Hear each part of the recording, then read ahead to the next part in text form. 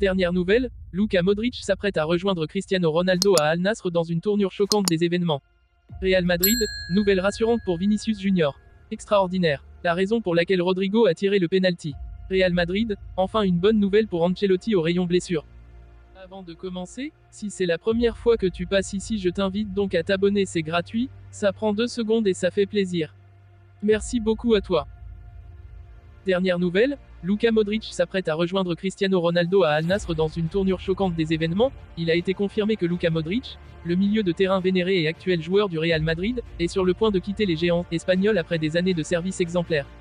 Les rapports suggèrent que le maestro croate de 37 ans a déjà conclu un accord avec le club saoudien d'Al Nassr où il retrouvera nul autre que son ancien coéquipier Cristiano Ronaldo. Cette nouvelle a provoqué une onde de choc dans le monde du football, déclenchant une frénésie de spéculation et d'enthousiasme parmi les fans et les experts.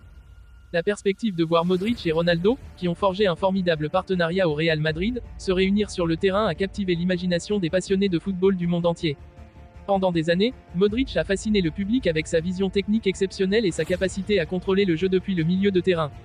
Son étrange capacité à lire le jeu, associée à ses passes précises et à ses dribbles brillants, lui a valu de nombreuses distinctions, dont le prestigieux FIFA Ballon d'Or en 2018. Sa contribution au succès du Real Madrid ne peut être surestimée, ayant joué un rôle central dans ses 4 Ligues des Champions. Triomphe. Maintenant que Modric semble prêt à se lancer dans un nouveau chapitre de son illustre carrière, son éventuel transfert à Al Nassr promet d'être une saga passionnante. Cette puissance saoudienne sous la direction du manager Rui Vitória a fait des vagues ces dernières années et obtenir un joueur du calibre de Modric élèverait sans aucun doute ses ambitions vers de nouveaux sommets. D'ailleurs, les retrouvailles entre Modric et Ronaldo à Al Nassr pourraient s'avérer être un coup de maître pour les deux joueurs. Le duo, réputé pour sa compréhension télépathique et sa synergie harmonieuse sur le terrain, a montré son incroyable alchimie lors de leur séjour ensemble au Real Madrid. Leur combinaison de talent artistique et d'athlétisme a joué un rôle crucial dans le succès de la capitale espagnole. Alors que le monde du football attend la confirmation officielle, l'attente continue de croître pour ce qui promet d'être un transfert sensationnel. Si les rumeurs s'avèrent vraies, voir Modric et Ronaldo se retrouver sera sans aucun doute un spectacle à voir. La perspective de voir leur partenariat se relancer et laisser les défenseurs dans leur sillage suffit à faire battre le cœur de tout fan de football. En conclusion, le départ annoncé de Luka Modric du Real Madrid et son éventuel transfert à Al Nassr aux côtés de Cristiano Ronaldo ont captivé la communauté du football. Cette évolution séduisante promet un nouveau chapitre remarquable dans la carrière de ces deux joueurs exceptionnels tout en suscitant l'enthousiasme quant à l'impact potentiel qu'ils auront sur la fortune d'Al Nassr. Alors que le monde du football attend avec impatience la confirmation, une chose est sûre, si ce transfert se concrétise, ce sera tout simplement extraordinaire. Vendredi soir, face au Celta Vigo, le Real Madrid a confirmé son bon début de saison en s'imposant sur le plus petit des scores, 0-1. Grâce à l'inévitable Jude Bellingham, de nouveau buteur, la Casablanca continue son sans faute en Liga. Point noir de la soirée, la sortie sur blessure de Vinicius Junior, 16e, remplacé par Joselu. Le Brésilien s'est écroulé au sol dès le premier quart d'heure de jeu, se tordant de douleur. Plus de peur que de mal selon Marca. La blessure, en l'absence de preuves pertinentes, est une légère gêne musculaire dans la zone postérieure de la cuisse droite d'après le média espagnol.